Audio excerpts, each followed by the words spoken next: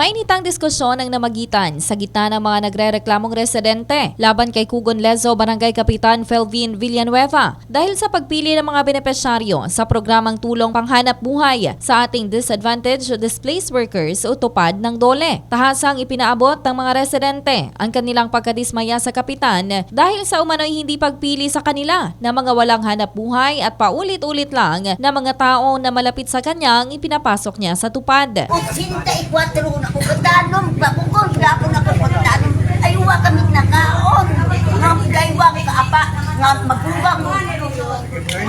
Lubin daw si Tining ako 84. Ako tako nga ay may pangapon. Hindi pa baba sa 20 individual pati na ang isang barangay kagawad ang nagreklamo laban sa punong barangay. Ako malataro kagawad niya pagtawid sa Kontrapartido ba na? Kontrapartido ka? Haman dumang kaibahan mo kagawan? Mga ano ka na? Minority ka gali? Ako biro posisyon. Oo, posisyon ka. Walang pag-alinlang ang sinagot ng kapitan ng paratang at nilinaw na mabibigyan naman sila ng slot ngunit hindi lang naisali sa naunang mga batch at pinabulaan na nitong may pamumulitikang nagaganap.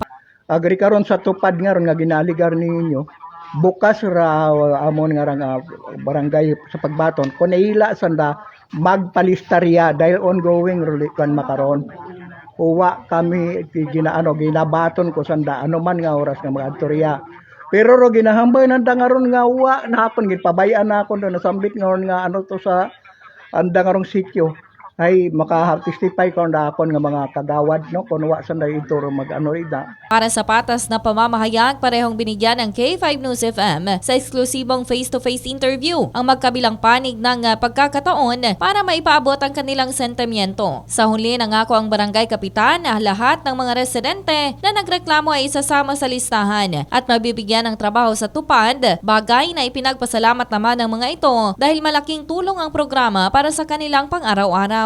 Ang tupad ay isang programa para sa displaced worker na may edad 18 anyos pataas at kailangang fit to work o may kakayahang magtrabaho. Balita mula dito sa lalawigan ng Aklan. Ito si K5 Regeline Tornino para sa Kampiyon na Balita, Serbisyo Publiko at Kasiyahan sa Kalibo. K5 News FM.